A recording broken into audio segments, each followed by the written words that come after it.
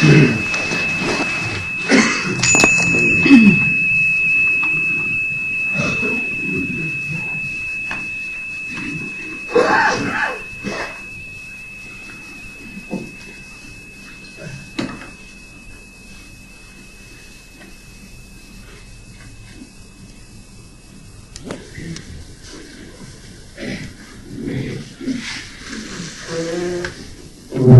begin by clearing out the residual air, right? Then having the attitude of going for refuge, arousing the mind. In the Mahamudra practice, there is the preliminary, the main body of practice, and the supplementary practices. And within the various preliminaries, the third of the common preliminary is karma.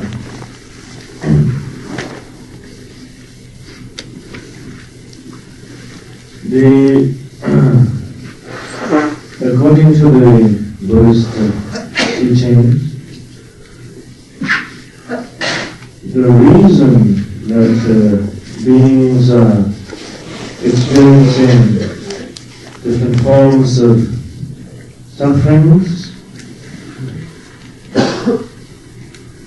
is not the result of some external being's creation, created by others,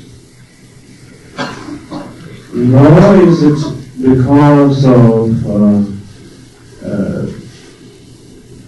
just coming out of no cause, appearing out of no cause. From the Buddhist point of view, the experience of sufferings or whatever you experience are definitely the result of one's own negative accumulation of negative obscurations of the past. It is one's own doing.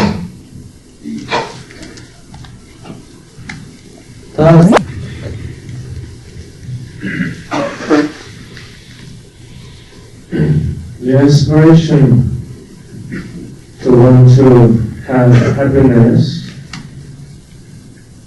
and to be free from suffering is commonly shared by all people, and in fact all beings. Yet when it comes to what causes the experience of suffering or happiness, regardless of whether one associates oneself with certain spiritual beliefs or not, people are basically or generally rather confused or ignorant about it. The experience of suffering or well-being can not come about because of any other reasons other than one's own, the qualities of one's own activity, either negative or positive.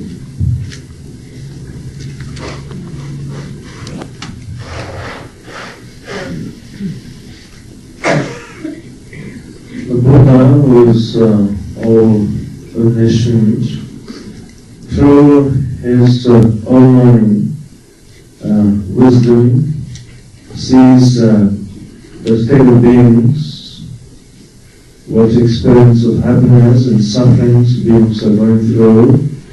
At the same time, clearly sees what cause is resulting into what various different experiences. So therefore, out of the wisdom of all-knowing and concern for sentient beings, through the teachings is clearly laid out or pointed out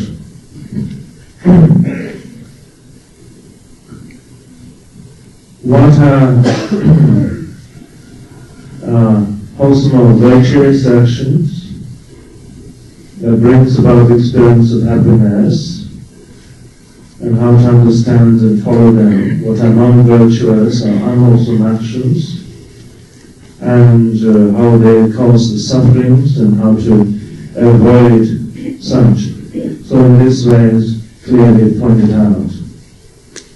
As practitioners of the Buddhist path, or as followers of the Buddha, while we may ourselves initially do not have complete and clear knowledge and the workings of karma, truth, cause and effect, but with our confidence in the wisdom of the Buddha, we follow the path laid out by the Buddha. And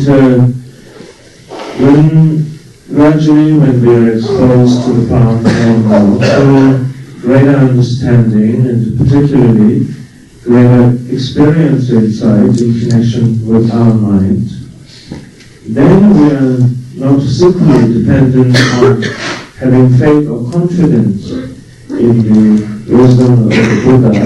Our own personal knowledge and experiences also point out to the fact, the truth of cause and effect, and the way the cause and effect operates. On our part, until proper personal understanding is gained, one must have complete confidence,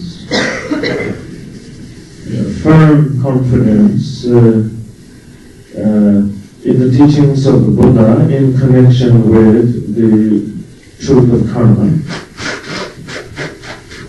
When one thus has developed firmly rooted confidence, then looking at one's own life, one can begin to see that whatever various different sufferings that one is experiencing within this lifetime is the result of previous unwholesome activities. And therefore, in order that one may not fall into the continuity of such negativities, one will express, one has the opportunity to express complete repentance or remorse for all former past unwholesome activities, and in this way purifying the negative obscurations. At the same time understanding that whatever happiness and well-being that one is experiencing within this lifetime is a result of wholesome or meritorious actions of the past, in order in the future to gain and experience greater happiness and well-being within this lifetime, persevering further to engaging oneself in more and more virtuous and wholesome activities.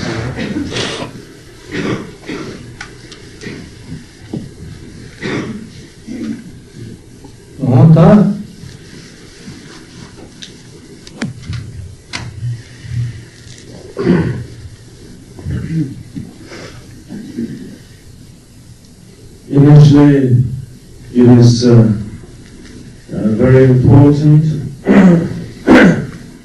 that we appreciate the definite workings of the law of karma, or truth of the cause and effect, and therefore persevere towards abandoning the causes activities that are causes of suffering, and taking up the activities that are causes of happiness, so abandoning unwholesome activities, taking on virtuous activities.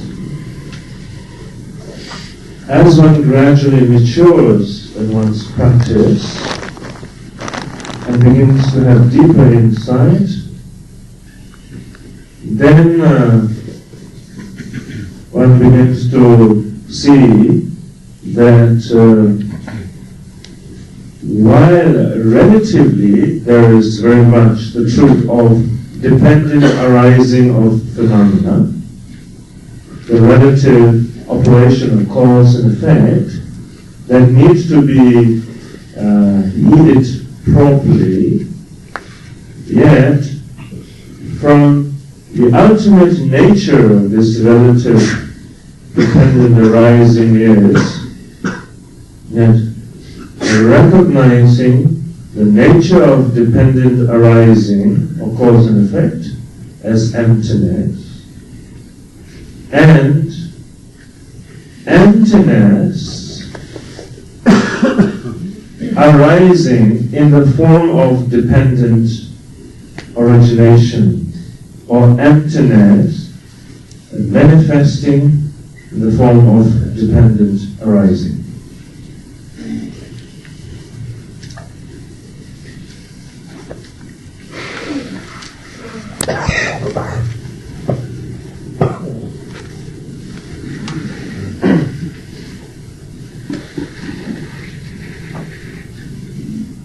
In our practice, when we respect and appreciate the truth of cause and effect in karma, is extremely important, because such understanding and practice constitute the core of the Buddhist path. So in this way, beginning to understand the workings of karma and taking responsibility in that connection, we accumulate negative karma or positive karma through our body, speech and mind, and particularly, predominantly through our mind. Because whatever intention arises out of the mind, and so then the body and speech also follow or succumb to such operations of the mind. So in this way, when beginning to work, particularly with our mind, in terms of working towards getting rid of and diminishing the negative patterns of mind, conflicting emotions such as aggression and attachment and so forth. And with decreasing of these negative conflicting emotions of the mind, then there would be a natural decrease in the non-virtuous activities of body and speech. And then working towards increasing the healthy attitude of mind in the way of compassion and kindness and so forth. And the more one is able to give birth and to develop the attitude of compassion and kindness and other wholesome attitudes of the mind, and the more that through body and speech the wholesome actions would come through. So in this way, paying very strong attention, first in understanding the way it operates, and then beginning to take responsibility to initiate such activities.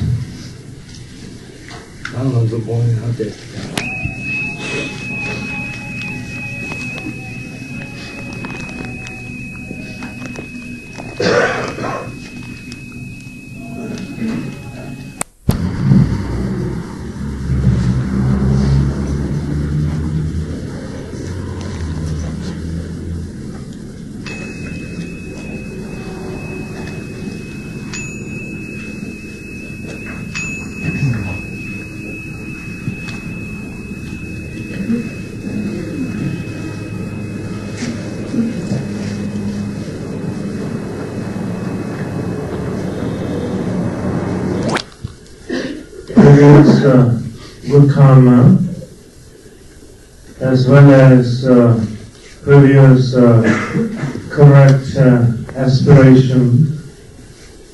Within this lifetime, one is not only obtained human birth, but endowed with all the necessary physical support or conditions to be able to practice the Dharma, and the internal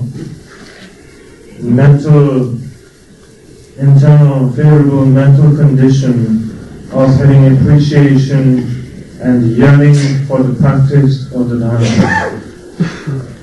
And furthermore, that the teachings of the Dharma is available to one, as well as the presence of a spiritual friend to guide one on the path. Given all these favorable conditions, one should have first deep appreciation for these favorable conditions, and along with that, now having the proper motivation, that is, in order to experience the state of Buddhahood, towards being able to effect the liberation of all beings from the sufferings that one is going to draw the attention of one's mind for receiving the instruction of the teaching. So in this way, one should draw one's mind for developing the proper motivation for receiving the instructions.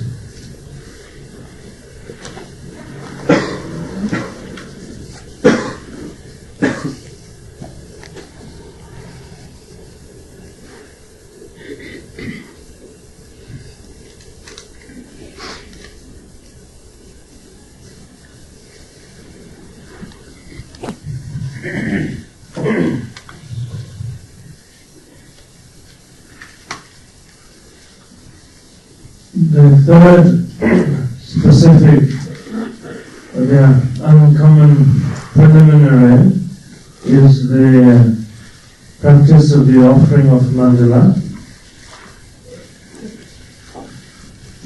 Earlier in the teachings, Rinpoche had pointed out or laid the ground, from the point of view of path, from the point of view of ground, path, and the result of fruition, how the ground is the inseparability of the two truths, relative and absolute, and how the path consists of the inseparability of method and wisdom, or the inseparability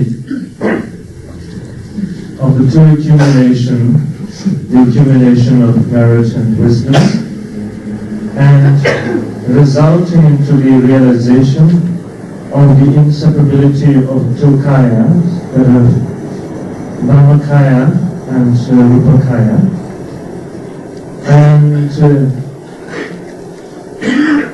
within that framework, the practice of the mandala offering is to do with the application of the path. Application of the path towards the accumulation, towards the two accumulations.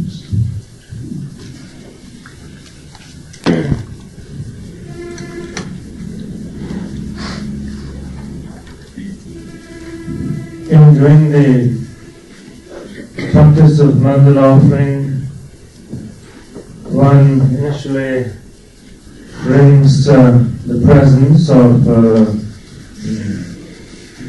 the assemblage of masters or lamas, and that of Buddhas and Bodhisattvas, and with the presence of such enlightened beings involved, and through them towards the accumulation of merit, having the attitude of making offerings of one's body, all one's personal possessions, and whatever virtue that one possesses, all of such. And along with that, whatever there is in the world that is worthy and appropriate object of offering, as vast, as innumerable, and for as long as, or for a longest time that one can think of, and making offerings, such as everything that exists in the world, as a way of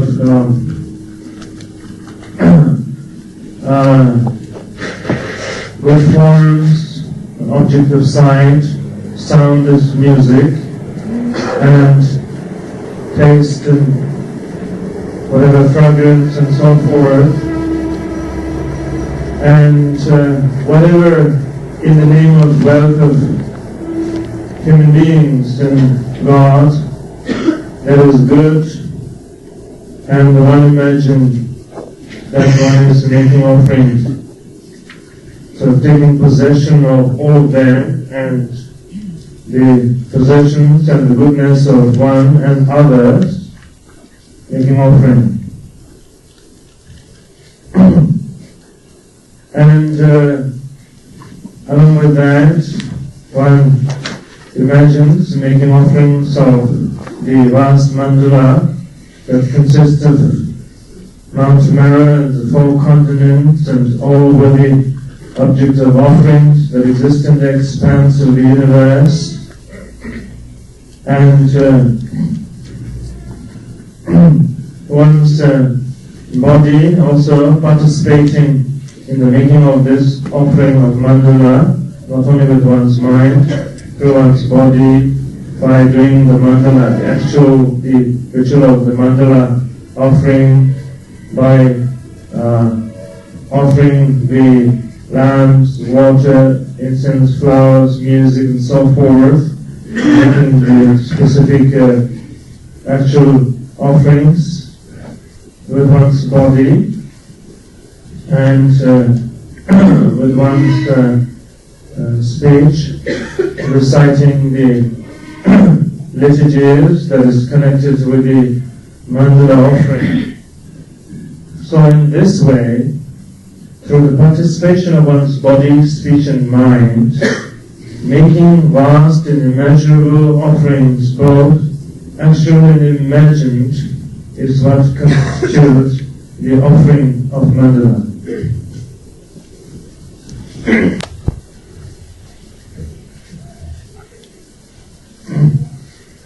The purpose or the benefit of doing the practice of mandala offering is, from beginningless times, out of ignorance, one is believing in the twofold ego fixation, clinging to the notion of self, and clinging to the notion of the existence, having self-entity to that of phenomena, clinging to the reality. And in order to free one's mind of this fixation to the illusion of reality, the mandala offering plays an important role. And then also, for future benefit, accumulation of merit is important, and so the mandala offering results into the accumulation of merit. Ultimately, the reason that Buddhas are able to manifest in varieties of forms towards benefiting sentient beings is the result of having accumulated merit through such as offering of the mandala. So then, towards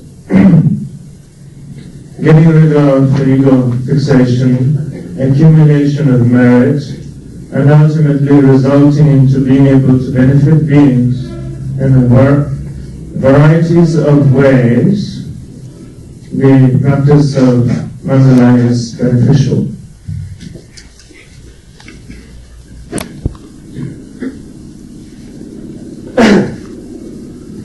Thus, through the offering of the mandala,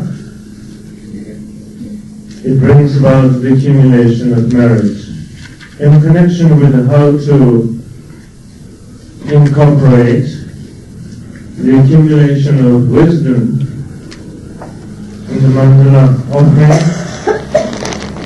then one begins to approach it from the point of view that be it the object of the mandala offering, that is to whom one is making the mandala offering, and the subject, whoever is making the mandala offering, and all the various different objects of offering, the material things and so forth, that one is making offering, approaching them from the view or the understanding that all these apparent phenomena do not have permanent existence, do not have inherent self-entity to them, that they lack the truth of inherent existence. Yet at the same time, by the power of, or the truth of, interdependent arising. So there is interdependent or dependent arising of phenomena, and since they are dependently arising, that fundamentally they lack the truth of inherent or permanent existences. So when making the offering, both in connection with the object of the mandala offering, and the one who is making the offering, and whatever is being offered, joining it with the attitude at the beginning, even if there isn't the total insight, but at least joining with the attitude that this is the view that goes along with it, and joining with the view will be the basis for the accumulation of wisdom.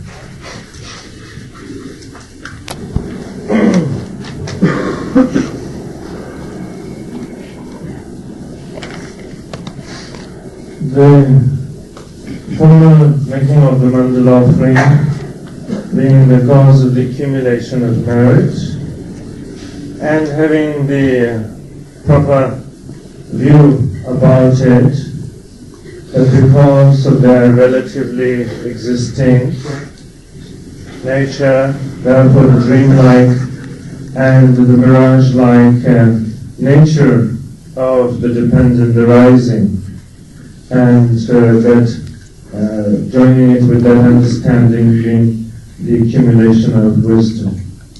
So initially at the beginning stages, or for beginning practitioners, one can do the two accumulations alternately, and or can only do it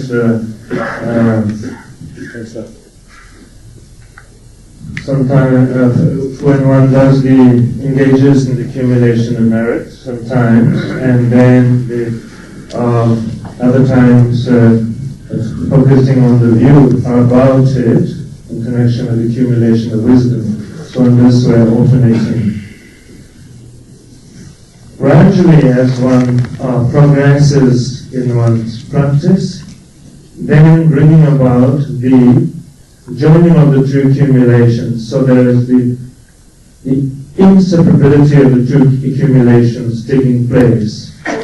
While on the relative context, the one is making the offering of the mandala, all the material forms and so forth, and simultaneously that offering is joined by the wisdom insight from the point of their fundamental nature, like in the truth of existence and so forth, nature. So the inseparability of the two accumulations. When in this way one is able to do the mandala offering, then the result is becoming endowed with all the complete, perfect and inconceivable qualities of the Buddha. Becoming endowed with the realization of the two kayas, through the accumulation of wisdom resulting into the realization of Brahmakaya, absolute body, and through the accumulation, the result of the accumulation of merit resulting into the realization of the Rupakaya, the form body of the Buddhas, and thus through the realization of the true kayas, manifesting activities. So, given this, then the practice of the offering of the mandala is very important.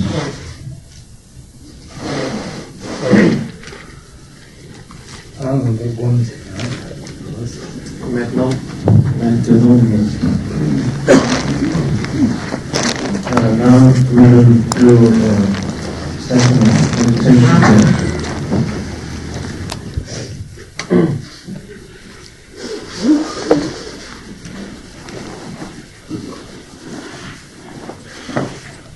The third point of the particular special preliminaries is referred to as the objective factor, that is the principal objective meditation with the Mahamudra. So as you have been instructed previously, in order to approach the Mahamudra meditation, one should first assume the proper posture of the body while getting into the necessary position of the body, yet at the same time paying attention to the fact that one's body is quite naturally at ease without pressuring into whatever rigidity or tension. And within that framework of the body, then allowing the natural presence of the mind to be or to become manifest. Again, recalling the previous instructions, that the mind should not be conditioned by various different beliefs or points of view, that is either coming from individual, personal point of view, or a point of view that is influenced by certain religious beliefs. So the mind totally being free of the preoccupation of any kind of belief.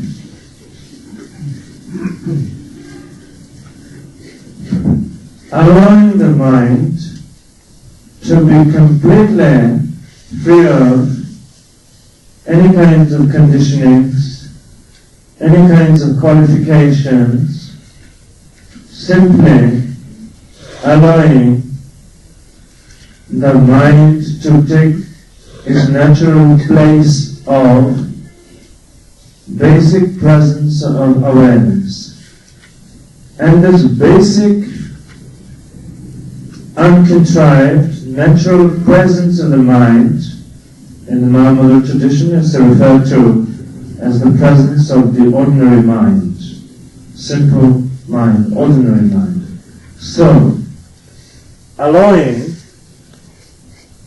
the ordinary mind to be is then the Mahamudra approach, or the way of practice. There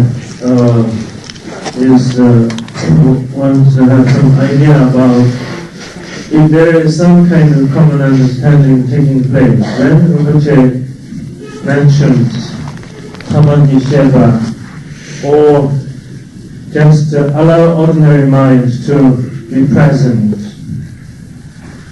what do you understand by ordinary mind?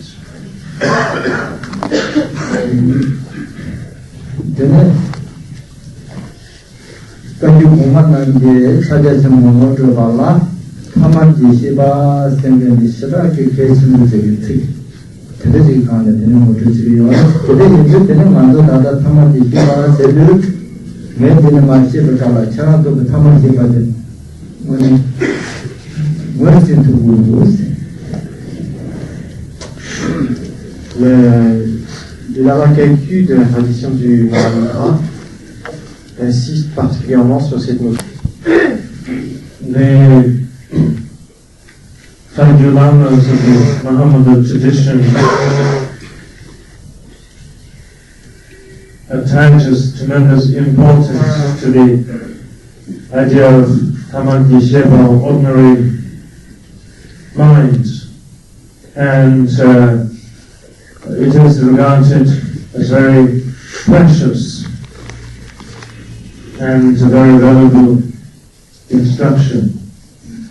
As such, in this context of our meditation practice of Mahamudra, when Rinpoche points out to you or instructs you into what is ordinary mind, it is important that you understand or you recognize what it is or what it means.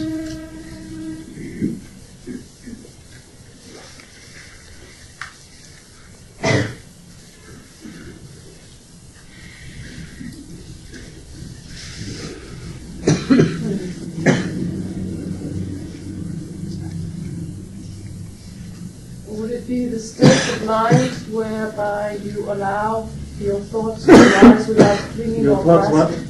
Would it be the state of mind where you allow your thoughts to arise without clinging or grasping at them?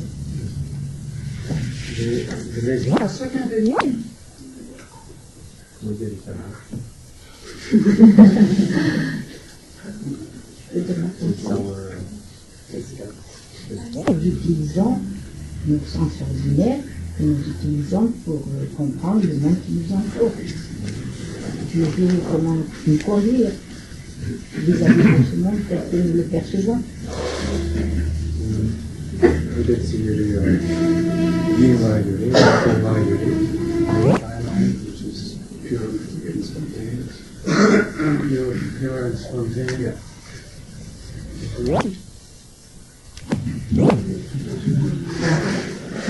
The various comments and questions are all pretty good and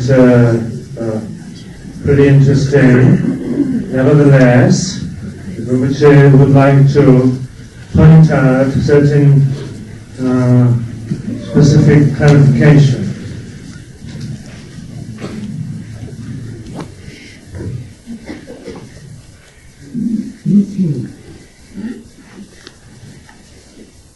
By ordinary mind, one should have the understanding first that one's mind is not fixated, occupied by any religious or spiritual point of view, no matter how profound such views might be conceptually, such as fixating on the idea of the view that the mind is empty, or the mind is clarity, or the inseparability of emptiness and clarity, emptiness and luminosity. Not holding on to any thus conditioned conceptual views, having views about it.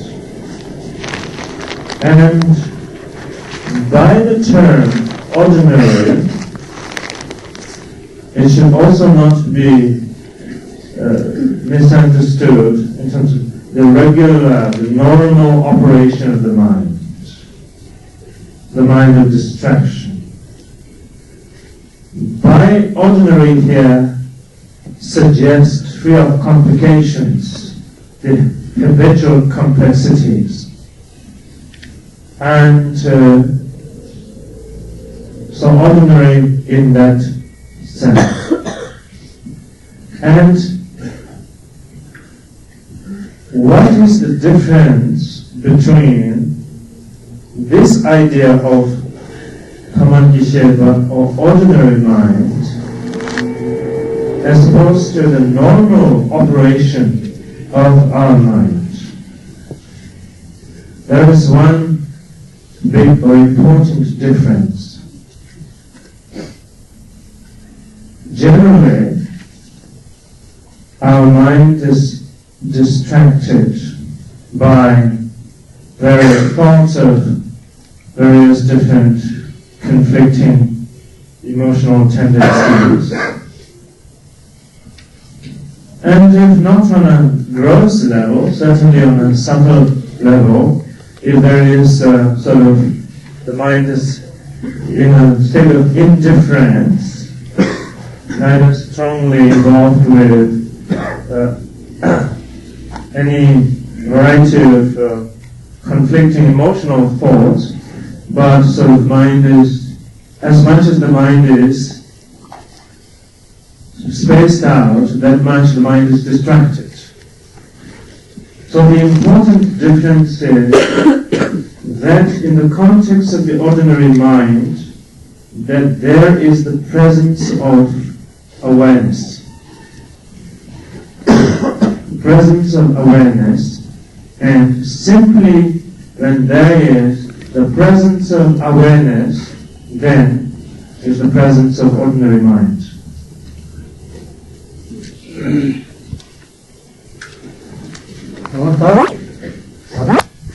You don't view it that way. But what is important is that anything could go on as long as non-distracted awareness is taking place.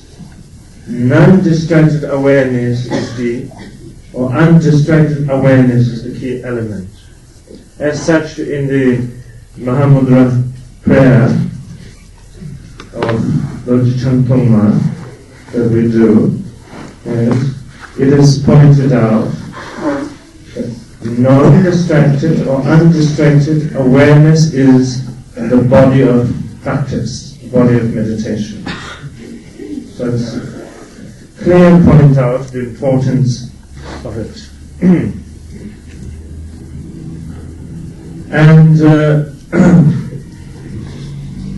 so the non-distracted awareness, the presence of non-distracted awareness, as long as that is there, then one doesn't need to do anything else. And in the same prayer, it also is pointed out, grant blessings so that the very concept of meditation disappears, or one's mind is liberated from the very concept of meditation, that one is doing meditation or engaging into whatever meditation. So, what we have to actually supplicate for is grant blessings so that non-distracted awareness takes place, which is the free of the concept, or the idea of meditation or meditating.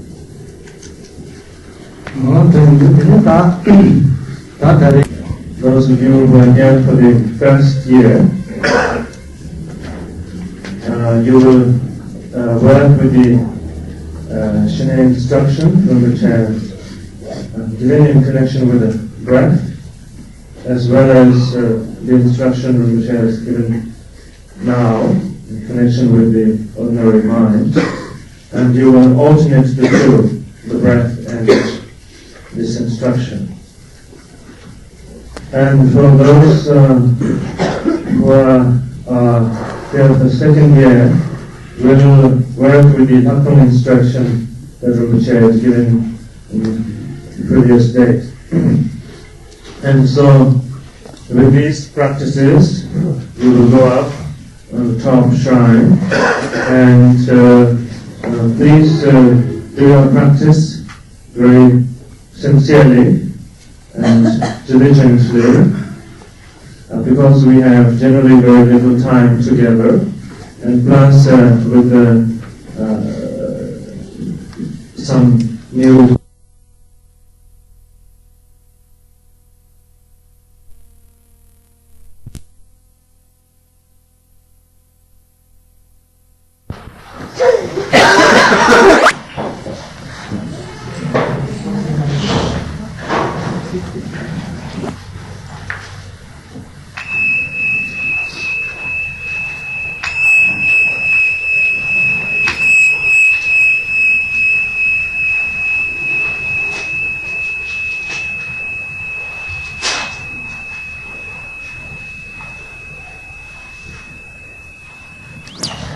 다시나도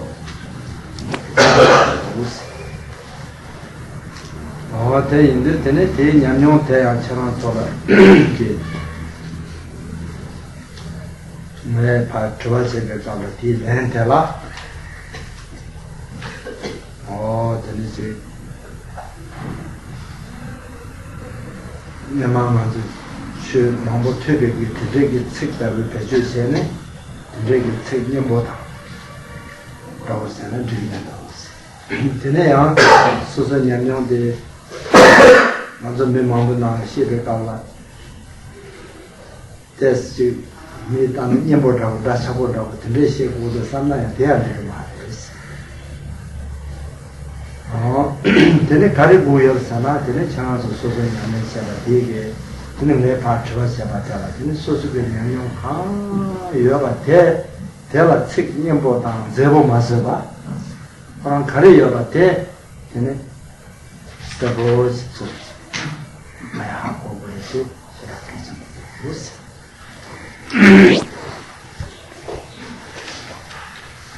It's very good that you had been able to come the first year and do Shinen practice, and then the second year having done Lakong practice, and now here for the third year. And there are few things that Rinpoche would like to point out to you. And in order to do that properly or more effectively, first, we need to have some discussions, and Rinpoche would like to pose some questions or ask you some questions. And he wants very direct and unpretentious answers from you. The answers that you give should not be supported by, because of certain different intellectual knowledge of the teachings that you have, and because of your previous hearing of learning of the Dharma. So through choosing this intellectual knowledge that you have, trying to give a good answer, nor should it be with the idea that here you are giving an answer in the midst of a good number of people, so you want to try to give a good answer, sort of a chosen answer, and to eliminate such possibilities of trying to make it better or any element of decoration in that way. that your answers should come directly from your experience.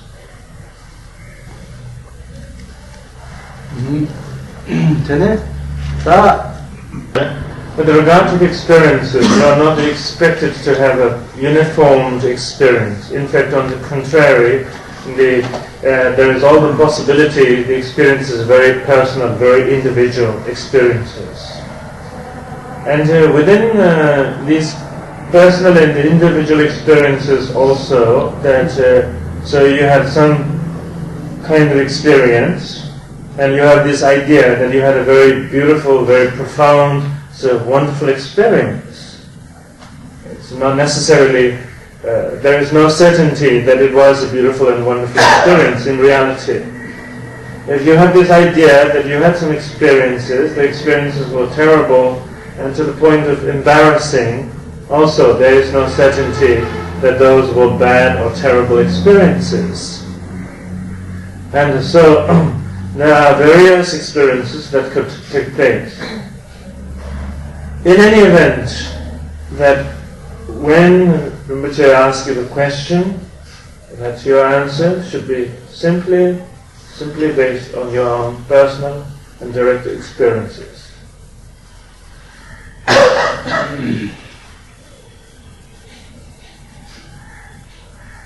Tene ta chana sundin samatane tene ta nema ngarang so shinegi go maja beka we rang sen teta tene shinegi bom jabe ke semni ge pala chebar kare sumi yan kan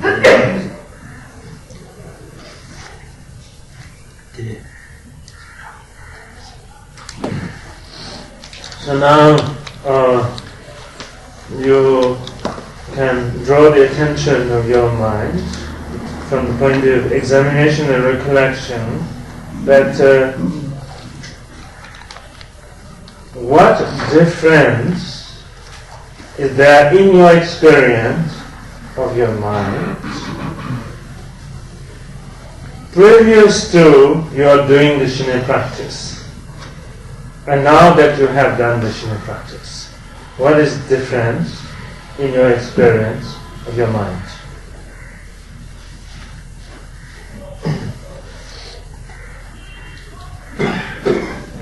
Je pourrais répondre. C'est une question. Cette question-là. Mais oui, puisque c'est la question. So upon reflection as to what the difference is in your experience, accordingly you can give the response. Moi, je pense que pour moi c'était énorme. Avant j'étais complètement agitée. Maintenant, un peu plus fort, s'il vous plaît. Donc je dis que pour moi la différence est énorme. En ce sens que avant d'avoir abordé Shine, j'étais complètement agitée, je pense. Et que je crois que ça m'a apporté une grande paix. Je peux rester en paix, tranquille. Pretty big difference. That is, previously there was more agitation and restlessness of the mind, and presently there's more stability and tranquility of mind. Je crois que je suis devenue plus supportable. Que mon fils est Jésus, je pense que je suis beaucoup plus supportable. Est-ce que c'est vrai? Mais moi, j'ai vu votre gestion, mais même pas gestion.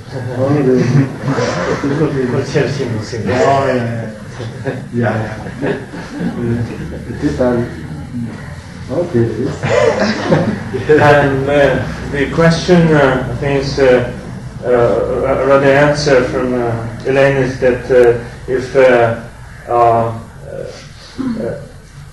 probably her son and husband should be asked the question whether they can tolerate her more now or than previous.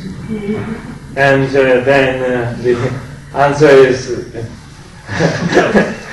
they can bear her better now.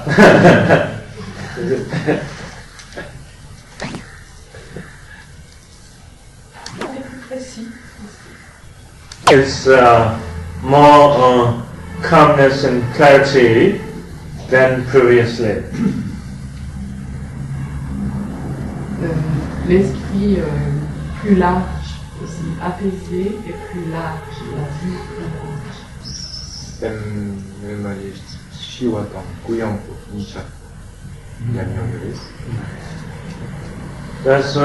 There seems to be more greater clarity and openness or spaciousness of mind than previously. Plus détendue et plus heureuse.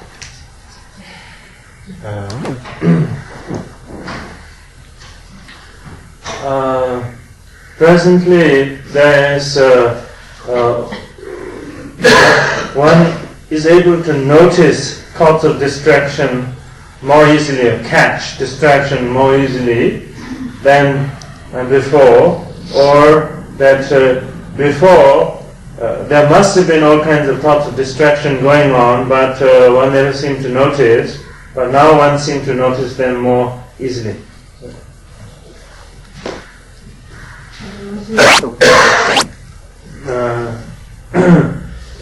When there is the instances of both in actual session of practice as well as in post-meditation, when there is instances of thoughts arising,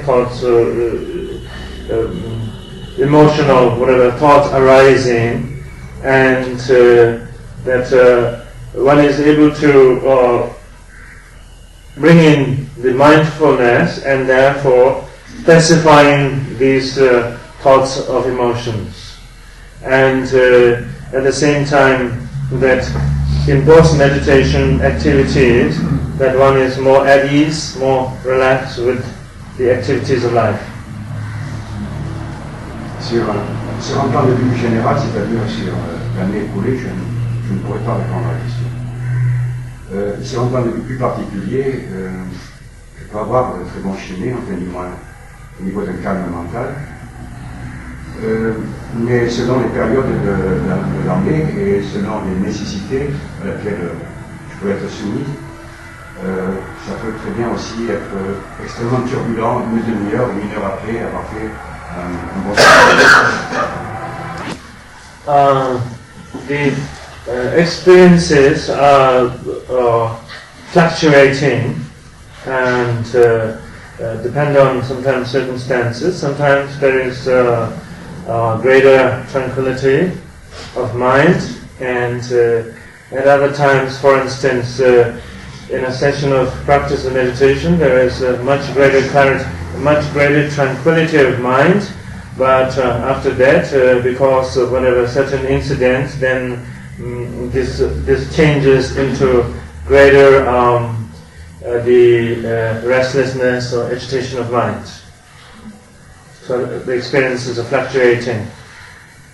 Au niveau de la méditation, je constatais plus de calme et de stabilité. Mind, and then in post-meditation activity also that it seems one has now a much more better understanding of the situations, the context of the world one is relating to.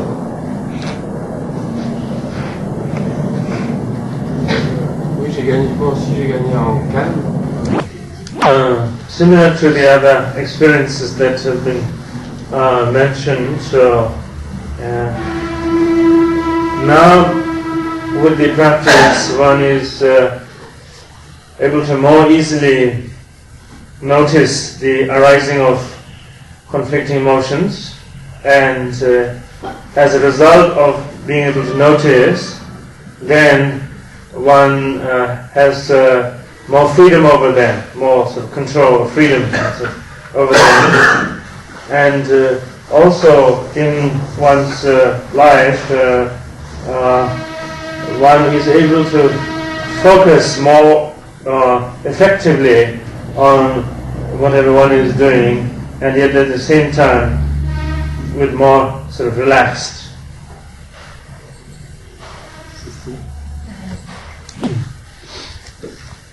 She has the wish to understand, to know, like, who she is, who am I, and there is this feeling that through the Shine practice, she has more sense of who she is. Beginning to have a sense of who she is.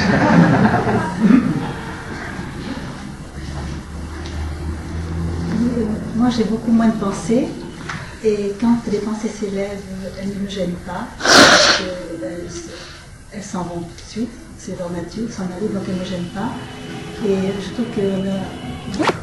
In her experience, there is a decrease of thoughts of distraction, and that even if they do arise, that they are not as disturbing as previously, and then there seems to be that one is beginning to have a much more better sense of one's mind.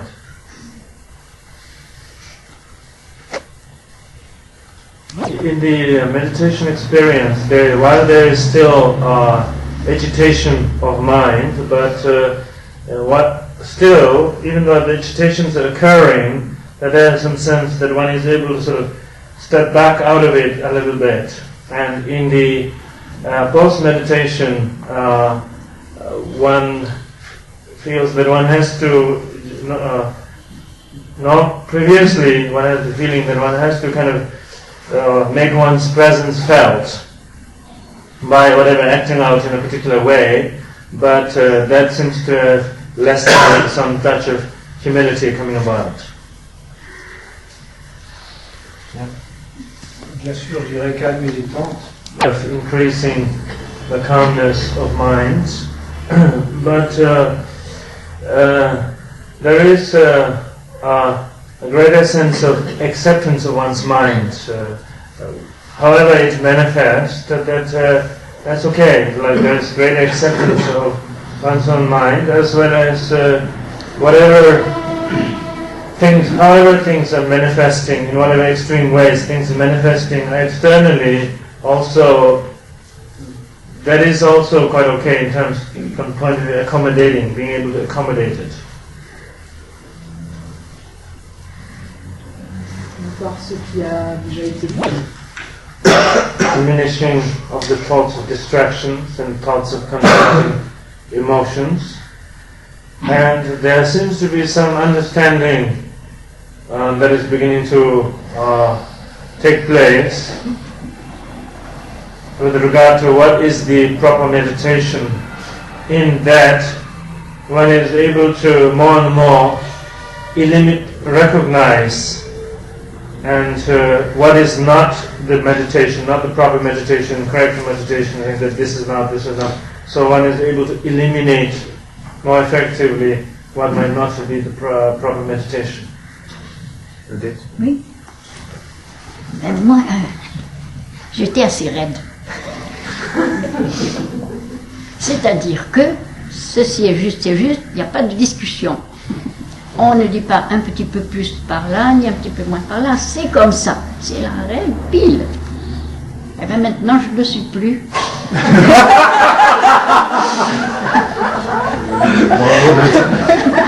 Maintenant, je tolère qu'on soit un petit peu plus ou un petit peu moins que moi. Et puis, j'ai appris la compassion. Alors là, j'en avais besoin.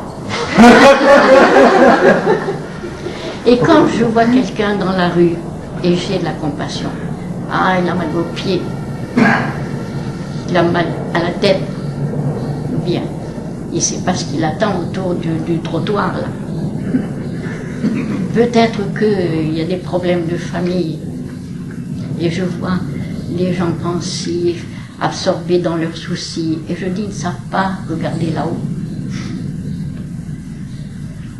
Alors j'ai de la compassion.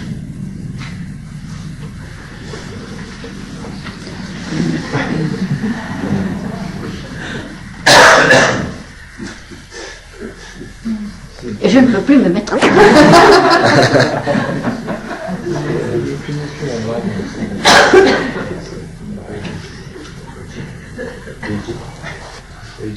and previously she felt what is rises, he's rises, and she could not other people to feel very hard. So, before that she is very rigid in her mind, and now that has changed to some degree, and her mind has become more open or more relaxed. And before she was very strongly opinionated, and her opinion is basically what it is. And now she's become less opinionated, but in terms of that others, sometimes that she's wrong, and that others' opinions also matters, and so she's more accommodating in that way. Before she didn't have much in the way of compassion. Now that she has become more compassionate, when she sees people having some illness or whatever pains, she feels for them. And when some people involved in worrying about their problems, families, what have you, and also she is sensitive towards them, and thinking that they're just so involved with themselves, if they could look a little bit broader and higher, that things could be better for them. So she, this kind of understanding. And before, she gets angry quite easily, but now she doesn't get angry anymore.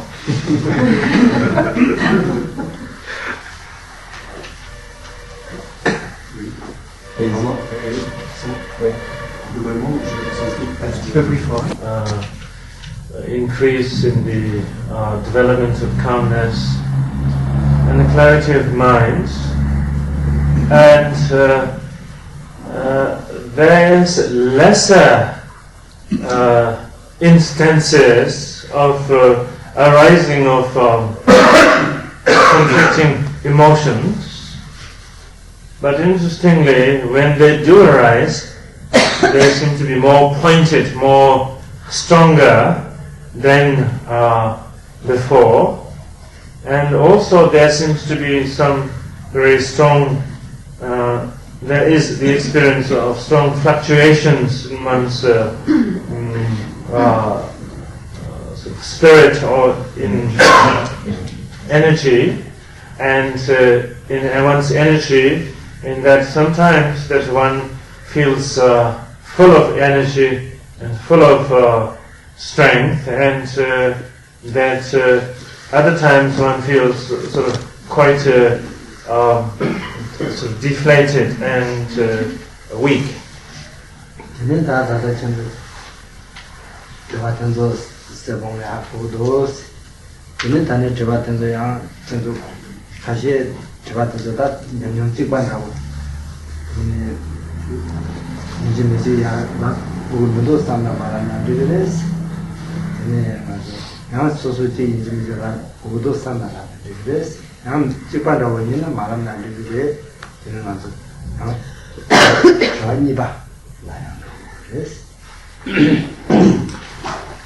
J'ai bien compris toutes vos réponses. Donc il y a l'assez grand nombre d'expériences communes, il y a aussi, sur lesquelles je pense qu'il n'est pas nécessaire que j'ajoute quelque chose.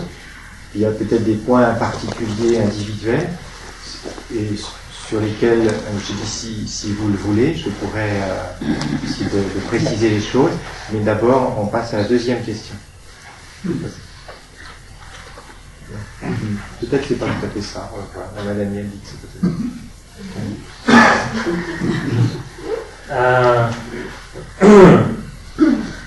Rinpoche understands all of your responses or comments, and if your experiences are similar, pretty much similar, then it is not absolutely necessary that you express your the experiences or make comments.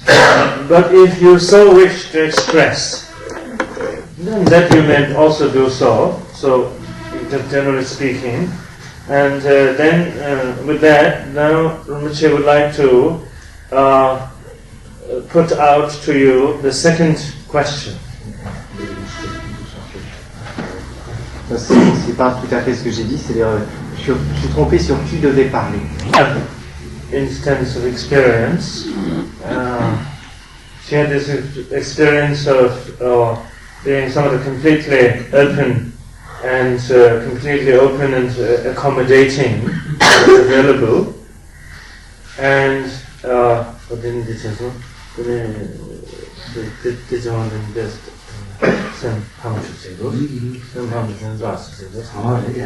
and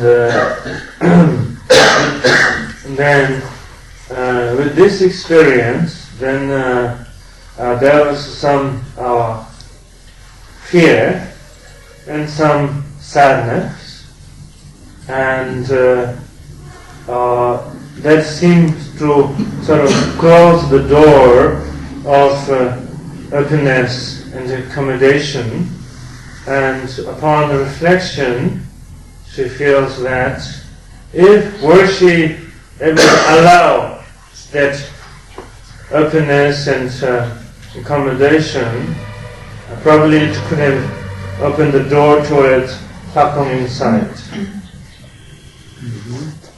Fear or sadness arises simply because the Lakong, or the wisdom of Lakong, is the antidote for our habit of ego clinging, ego fixation. So, in other words, we have strong habit of ego fixation, and now when we engage in the practice of the meditation and beginning to give birth to the Lakong insight, wisdom, then there is an enemy to the ego clinging. So the Lakong wisdom is an enemy of the ego clinging. And when the Lakong wisdom begins to arise, the very existence of ego fixation is being threatened. And so, the possibility of fear of existence of ego being threatened arises.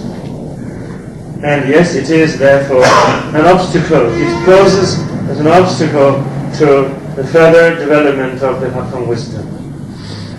And once the practitioners then approach to this, it should be when now in the place of openness and what have you, when fear arises or sadness arises, then one should rest in the nature of the fear, awareness of the fear, and awareness of the sadness.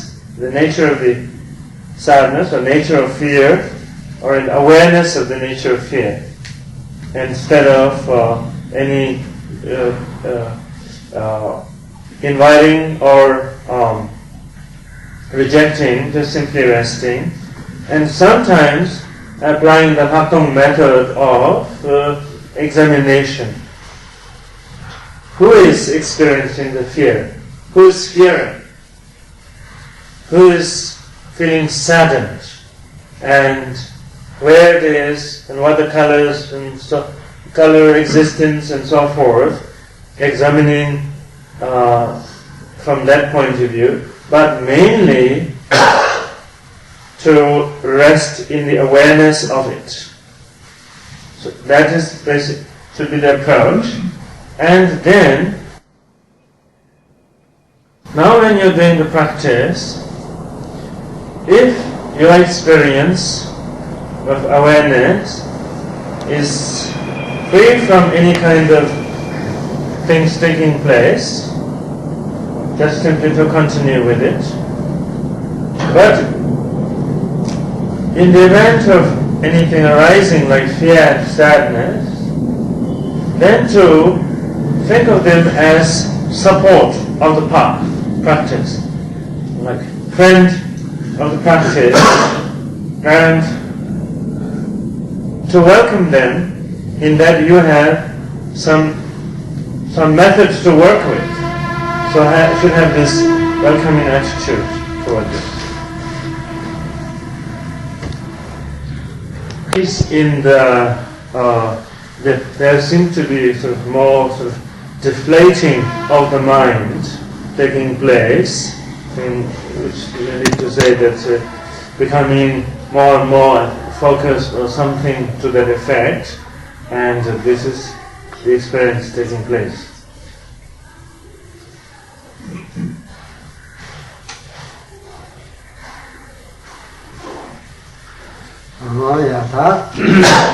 다 다른 것도 좋아. 당보대 사성스 대인들의 자랑도 참에게 내가 사포 갖고 동도 참아 됐어. 남녀하고 집에게 네. 사성스 이제라야 올해도 이제 다 좋아니 받으면 진짜 미스 얘네 다 다리 어디 담고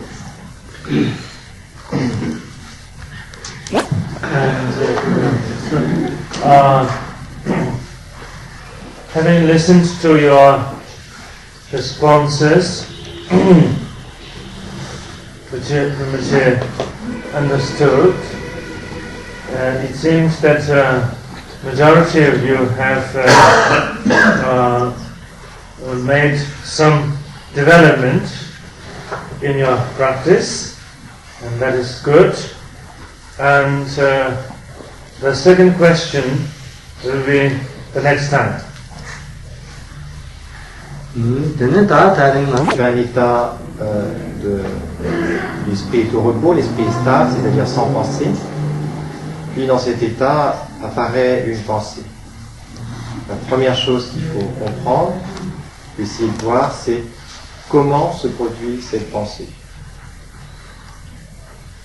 Puis, donc par rapport à son origine. Et quand la pensée est là, il faut voir où elle est. Est-ce qu'elle est dans la tête? Est-ce qu'elle est dans le cœur? Est-ce qu'elle est ailleurs? Où elle est? Trouver où elle est. Puis, quand la pensée disparaît, il faut voir comment elle disparaît, bien, où elle disparaît, où est-ce qu'elle s'en va. Donc ce sont ces trois choses qu'il vous faut observer maintenant dans votre méditation. Comment et d'où vient la pensée, où est-elle quand elle est là, comment et où elle s'en va. Donc maintenant, aujourd'hui il faudra bien méditer comme ça, mais il faut méditer en cherchant, en observant votre propre expérience, pas en vous fondant sur ce que vous avez pu entendre ou lire, uniquement sur votre propre expérience. Et puis après, Rinpoche donc donnera des enseignements par rapport à cette méditation.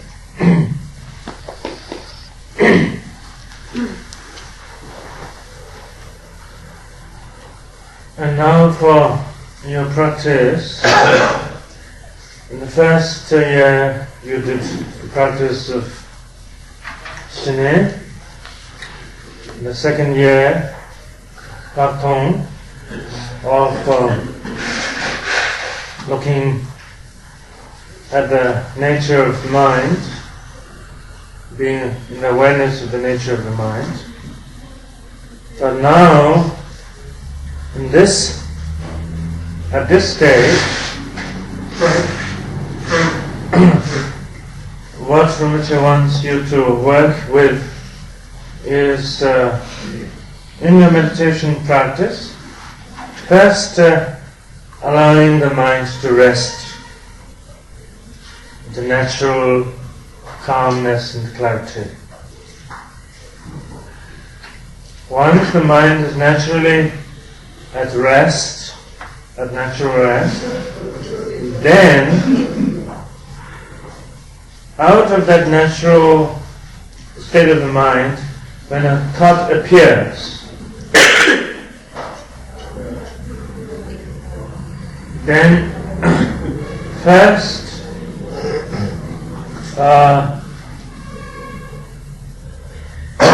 looking at how and from where this thought is arising, appearing. And the second, this thought that has arisen, appeared, before it has disappeared or diminished, how and where this thought is existing, where in one's body, for instance, how and where it is existing. And third, when the thought has ceased to exist or disappeared, how and where the thought has disappeared or ceased to exist. So you will bring your attention to these three instances in connection with the appearance of a thought.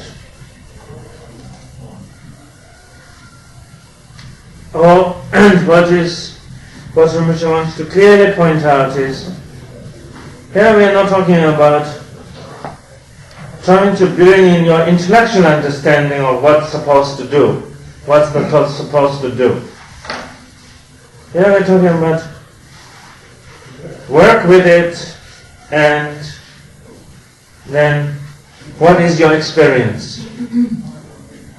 So the next time we are together, Rinpoche would like to hear your experiential experiences. At this one. Donc nous méditons un petit peu.